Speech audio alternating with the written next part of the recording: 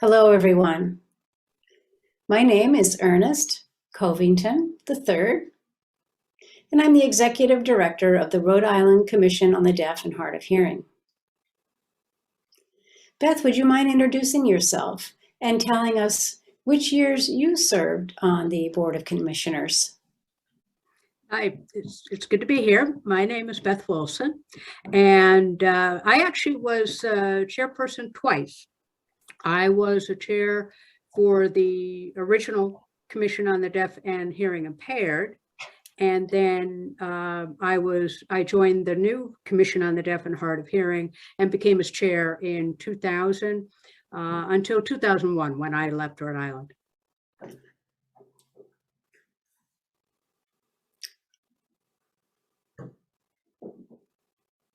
What inspired you to become the chairperson of the commission?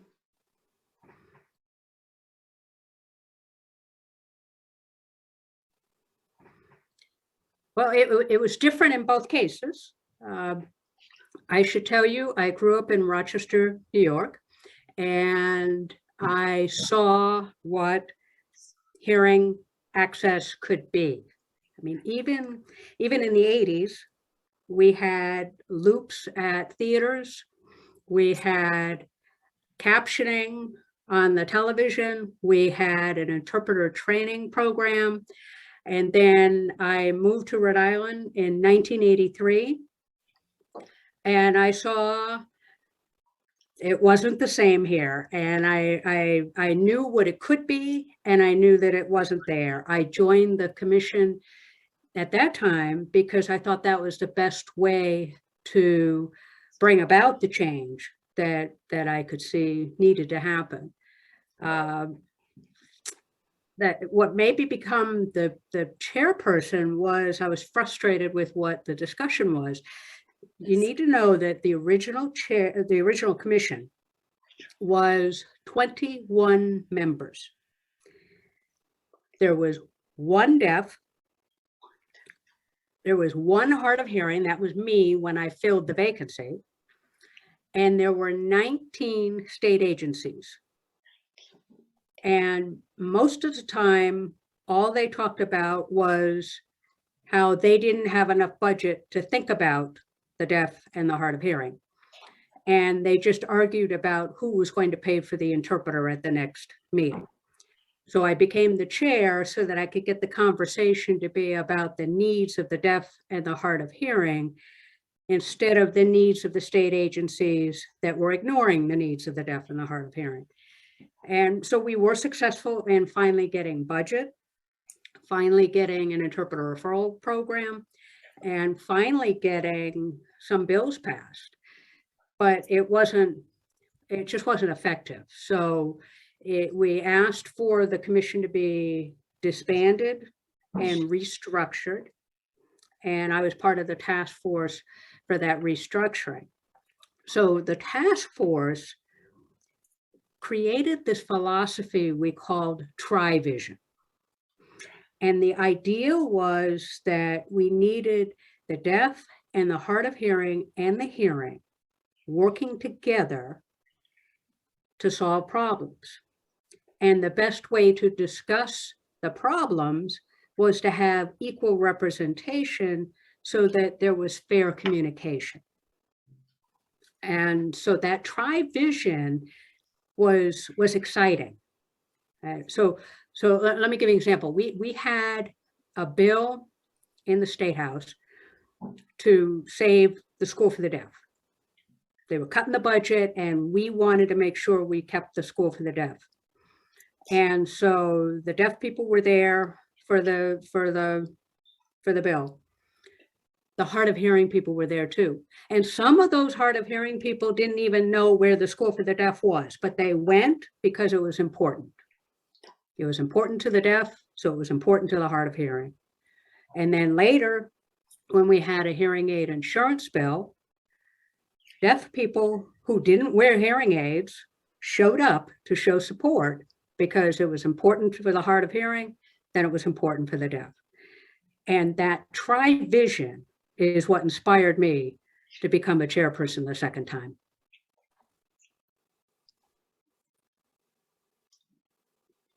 Wow, that's an amazing story. Thank you for sharing that. What a good experience.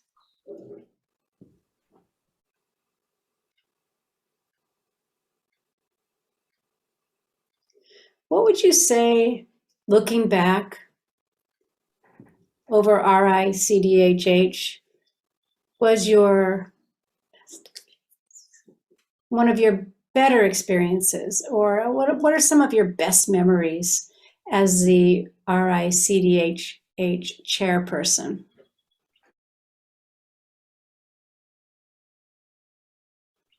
I think for me, the most memorable experience I had was those hearings at the State House I just described. We had these buttons. I still have one. It's old and faded, but you could see it has the Rhode Island seal on it, and it says, "Please," in little letters, "face me," in big letters, "I am hard of hearing." And I wore this button all the time. That's why it's so faded. And we had buttons that said, "Face me, I'm hard of hearing." "Face me, I lip read." "Face me, I'm deaf." "Face me, I use American Sign Language." And people could pick up whatever button met their identity. So when we went to the State House, everybody wore their button. But you'll notice that the "face me" is bigger. So from a distance, we all look the same, even though everybody had different things on their button. So one of those bills, I don't remember which one. I remember going up to talk to the chair of the committee and explaining to the legislator that there would be a sign language interpreter, there would be captioning, and how they could make this a hearing accessible experience. And the whole time I was talking to him, he just was looking out at all the buttons, and he was getting really nervous. And finally he said to me, "Are all those people going to testify? We're going to be here all night."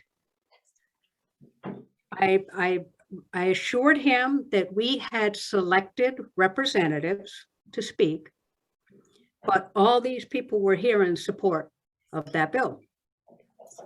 Oh, okay.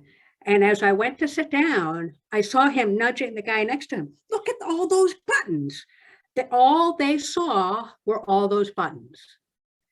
So that, I still remember that, because not only was it effective, the bill passed, but more importantly, I saw TriVision in action. And that's what I remember the most.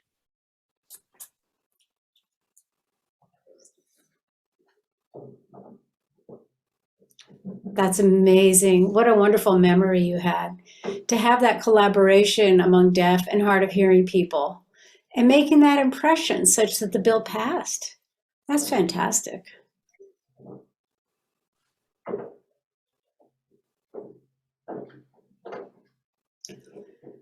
What do you see for the future of RICDHH? Can you share with us some of the things you would like to see in the future?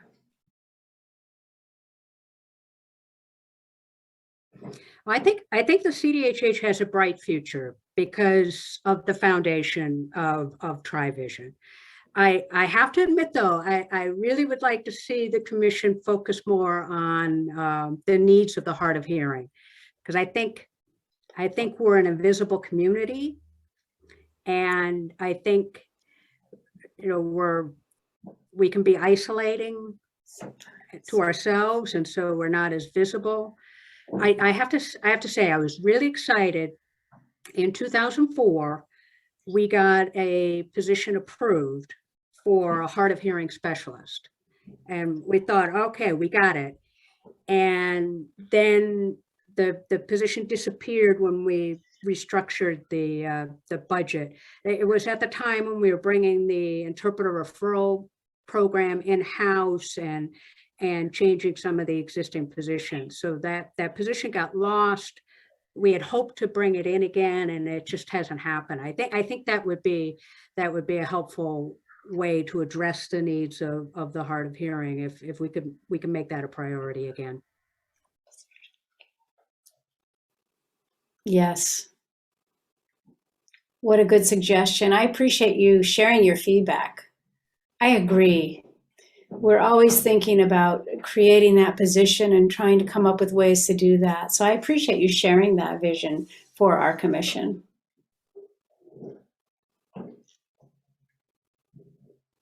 I'm wondering if you could share with us some fun fact about yourself, Beth. Something that would help us remember you by. If you have one fun fact. Okay. So I should explain that I was born with a hearing loss. So I hear now the way I did when I was born.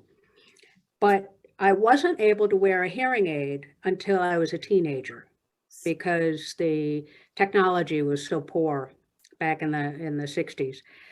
I did, however, have a lot of role models. So in the 1960s, the TV stations, we only had 3 of them.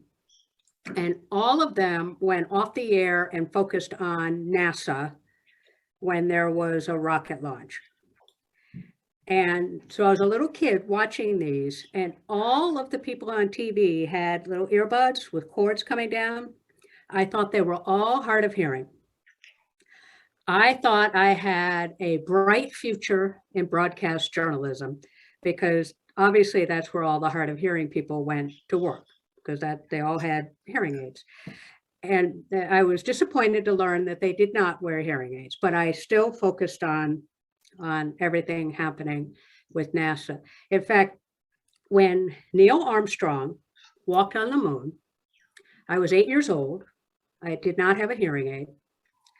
And I asked my mother, is it easier to go to the moon than to make me a hearing aid? So my mother thought about that and she answered, it's probably easier to make you a hearing aid, but the scientists that do that, they're more interested in the moon. I said, then I'm going to be a scientist. So 8 years old, I decided I was going to be a scientist. And I did. I went to school to become an engineer. I came to Rhode Island in 1983 when Raytheon hired me as an engineer. And they paid for my master's at Brown and my PhD at URI. So the thing people don't know, though, is my master's thesis was on a hearing aid algorithm that is now part of my hearing aid. So that's a fun fact that I created a hearing aid algorithm that's being used right now.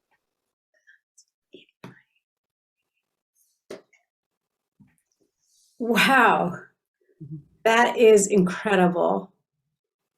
That's a very cool, fun fact. Thank you for that. I really appreciate you sharing this with us. I really liked your responses to these questions, and I appreciate you being here, Beth. Thank you.